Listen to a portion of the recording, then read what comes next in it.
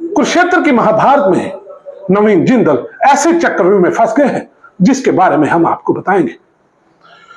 चुनाव प्रचार में भी उनका ढीला चेहरा ये साबित करता है कि कहीं ना कहीं उनकी मायूसी उनका पीछा नहीं छोड़ रही। कोल स्कैम के दाग से दूर चाहकर भी वो हो नहीं पा रहे। आखिर क्या है कोल स्कैम, उसके बारे में बताएंगे, लेकिन उससे पहले जान लीजिए कि आखिर नवीन जिंदल है कौन। उद्योगपति और स्टील किंग के नाम से मशहूर नवीन जिंदल 10 साल बाद फिर राजनीति में वापसी कर गए हैं। जिंदल स्टील एंड पावर के चेयरमैन नवीन जिंदल ने हाल ही में कांग्रेस का हाथ छोड़कर बीजेपी ज्वाइन कर ली है। बीजेपी ज्वाइन करते ही उन्हें हरियाणा के कुरुक्षेत्र लोकसभा सीट से टिकट भी दे दिया गया है और अब वो चुनाव प्रचार में जुटे हैं। नवीन जिंदल कुरुक्षेत्र लोकसभा सीट से साल 2004 से 2009 और 2009 से 2014 तक कांग्रेस से सांसद रहे हैं। 2014 लोकसभा चुनाव में नवीन जिंदल और उसी साल हुए विधानसभा चुनाव में उनकी मां सावित्री जिंदल हार गई थी। इसके बाद जिंदल परिवार राजनीति से दूर हो गया। ये वही उद्योगपति नवीन जिंदल है जिनका नाम देश के सबसे बड़े कथित कोयला घोटाले के आरोपियों में शामिल है। आरोप है कि जिंदल ने अपनी 2 कंपनियों को फायदा पहुंचाने के बदले मंत्रियों को रिश्वत दी थी। आइए आपको बताते हैं कि आखिर नवीन जिंदल है कौन। उद्योगपति नवीन जिंदल का जन्म 9 मार्च 1970 को हुआ था। वो Jindal steel and power limited के चेयरमैन और ओपी जिंदल ग्लोबल यूनिवर्सिटी के चांसलर हैं। उन्होंने इंडियन स्टील एसोसिएशन का अध्यक्ष पद संभालने के महज 3 दिन बाद ही इस्तीफा देने की घोषणा कर दी थी। आईएसए भारत की प्रमुख इस्पात उत्पादक संस्था है। उन्हें सर्वसम्मति से आईएसए का नया अध्यक्ष चुना गया था। नवीन जिंदल का राजनीतिक सफर छात्र आंदोलनों में शामिल और बाद में टेक्सास यूनिवर्सिटी के छात्र संघ के अध्यक्ष के रूप में नेतृत्व करते हुए शुरू हुआ था। अमेरिका में अपनी पोस्ट ग्रेजुएशन की पढ़ाई पूरी करने के बाद नवीन भारत वापस आए और अपने पिता ओपी जिंदल की राजनीतिक सफर में मदद करने लगे। ओपी जिंदल एक मशहूर इस्पात उद्योगपति थे और हरियाणा सरकार में संसद सदस्य और बिजली मंत्री भी रह चुके थे। नवीन ने अपने पिता के साथ मिलकर हरियाणा की राजनीति में काफी योगदान दिया। वे युवा नेतृत्व के साथ साथ उद्योग जगत से भी जुड़े रहे। धीरे धीरे नवीन खुद एक प्रमुख राजनेता बन गए और उन्होंने कई महत्वपूर्ण पदों पर काम किया। नवीन ने राजनीति के साथ साथ खेल के क्षेत्र में भी उपलब्धियां हासिल की। नवीन स्कीट शूटिंग में राष्ट्रीय रिकॉर्ड धारक हैं और वो एक पोलो खिलाड़ी भी हैं। मई 2011 में गुड़गांव में आयोजित 54वें राष्ट्रीय शूटिंग चैंपियनशिप प्रतियोगिता में सिविलियन वर्ग में उन्होंने हरियाणा शूटिंग टीम का हिस्सा होकर स्वर्ण पदक जीता था। आइए आपको बताते हैं कि अब नवीन जिंदल की नेट वर्थ क्या है। JSW भारत की सबसे बड़ी निजी क्षेत्र की स्टील कंपनी है। ये ग्रुप फोर्ब्स 2000 की लिस्ट में भी शामिल है। जिंदल स्टील ग्रुप की शुरुआत साल 1982 में सज्जन जिंदल ने एक स्टील प्लांट से की थी। आज ग्रुप का कारोबार स्टील, एनर्जी, इंफ्रास्ट्रक्चर, सीमेंट, निवेश और पेंट सेक्टर में भारत के अलावा अमेरिका, यूरोप और UAE से चिली तक फैला है। मीडिया रिपोर्ट्स के मुताबिक जिंदल परिवार की नेट वर्थ करीब 2.12 लाख करोड़ है। सज्जन और नवीन जिंदल की मां सावित्री जिंदल परिवार की हेड है। वो देश की सबसे अमीर महिला है। उनके पति ओम प्रकाश JSW ग्रुप के चेयरमैन रहे हैं। रिपोर्ट्स के मुताबिक नवीन जिंदल शुरुआत से ही बीजेपी और अटल बिहारी वाजपेयी से प्रभावित रहे हैं। 2004 में वो बीजेपी की टिकट पर ही चुनाव लड़ना चाहते थे, लेकिन पिता ओम प्रकाश जिंदल के कारण उन्हें कांग्रेस में शामिल होना पड़ा। ओम प्रकाश जिंदल साल 2005 में हरियाणा सरकार में मंत्री रह चुके हैं। बाद में उनकी एक हेलीकॉप्टर हादसे में मृत्यु हो गई थी। हम आपको बताएंगे कि कोल स्कैम में नवीन जिंदल का नाम कैसे आया। एक टाइम में अटल बिहारी वाजपेयी के फैन नवीन जिंदल कांग्रेस के टिकट पर संसद में कैसे पहुंचे, चलिए दिखाते हैं। नवीन जिंदल सबसे पहले तब सुर्खियों में आए थे जब उन्होंने सभी भारतीयों को तिरंगा फहराने का अधिकार दिलाया था। साल 1992 में जिंदल ने छत्तीसगढ़ के रायगढ़ में स्थित जिंदल स्टील प्लांट के परिसर में तिरंगा फहराया था। उस समय बिलासपुर के आयुक्त ने इसका विरोध किया था क्योंकि भारत के ध्वज संहिता के मुताबिक नागरिकों को कुछ खास दिनों को छोड़कर भारतीय ध्वज फहराने की अनुमति नहीं थी। नवीन जिंदल को ये बात बहुत चुभी और उन्होंने तिरंगा लहराने का अधिकार लेने की ठान ली। नवीन ने दिल्ली हाई कोर्ट में एक याचिका दायर की जिसमें तर्क दिया गया कि कोई भी कानून भारतीय नागरिकों को राष्ट्रीय ध्वज फहराने से नहीं रोक सकता।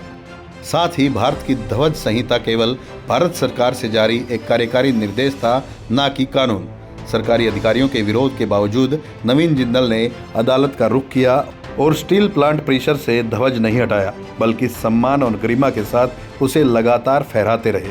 हाईकोर्ट का फैसला नवीन जिंदल के पक्ष में आया। इसके बाद मामला सुप्रीम कोर्ट भी गया।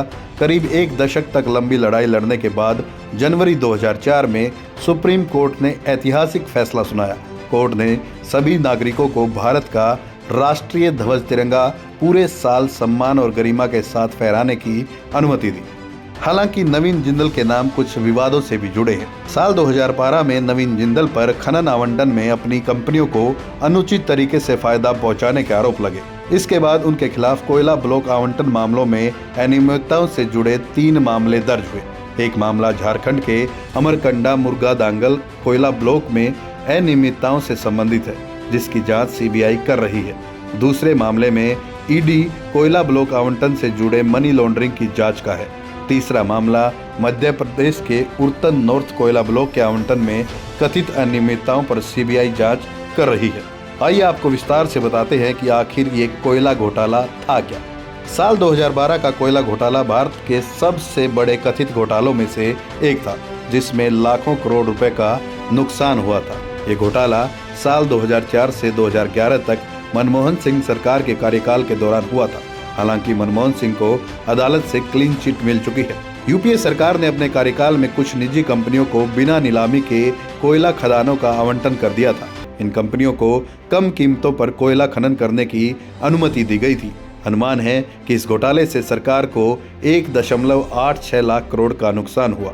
कई राजनेता, सरकारी अधिकारी और निजी कंपनियों के मालिक इस घोटाले में शामिल थे। इस घोटाले को कोल गेट घोटाला भी कहा जाता है।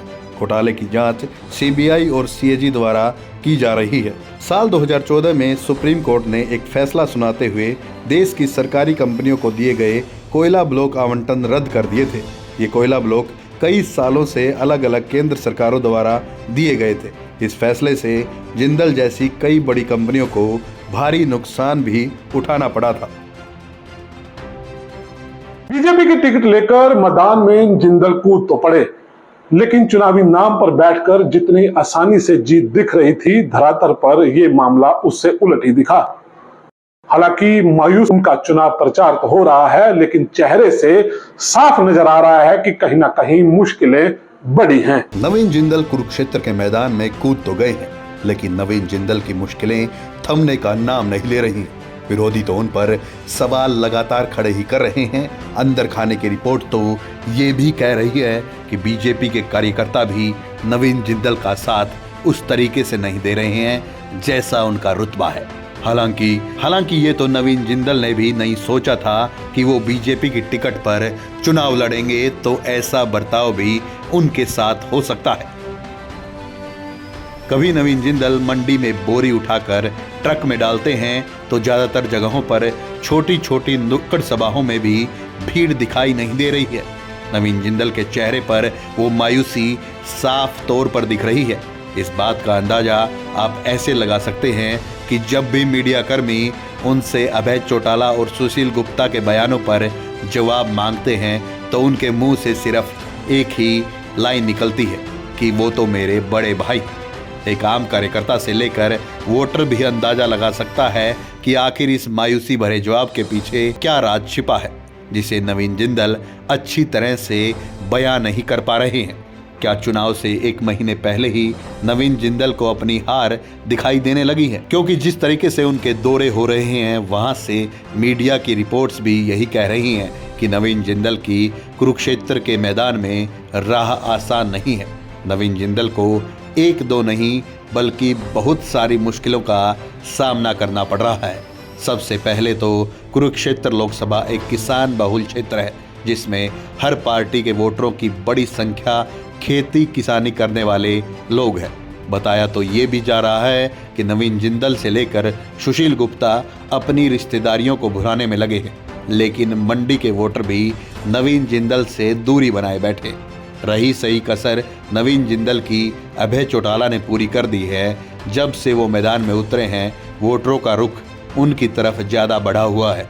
अलग अलग क्षेत्र से आ रही मीडिया रिपोर्ट्स में यही बताया जा रहा है कि नवीन जिंदल को अभय चौटाला और सुशील गुप्ता बराबर की टक्कर दे रहे हैं और इसमें कहीं भी नवीन जिंदल चूक जाते हैं तो उनकी हार भी बहुत बड़ी हो सकती है।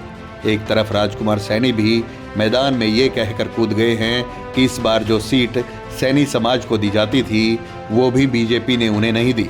हालांकि सीएम नायब सैनी कुरुक्षेत्र लोकसभा से सांसद है। देखना होगा कि वो सैनी समाज को कितना नवीन जिंदल की तरफ मोड़ते हैं। लेकिन नवीन जिंदल के चेहरे के हाव भाव देखकर तो यही लग रहा है कि स्टील किंग खुद समझ गए हैं कि इस बार राह आसान नहीं है। कुरुक्षेत्र लोकसभा से बीजेपी के उम्मीदवार नवीन जिंदल की राह अब आसान नजर नहीं आ रही। हालांकि लगता है कि चुनावी जो समर है उसके जितने दिन बीतते जाएंगे उतने दिन कहीं ना कहीं बीजेपी उम्मीदवार पर भारी पड़ते हुए दिखाई दे रहे हैं। हालांकि देखना होगा कि चुनावी समर में अगले दिनों में नवीन जिंदल अब कितना आगे बढ़ पाएगा। फिलहाल 24 की चौधर में इस प्रकार की रिपोर्ट आप देखते रहिए।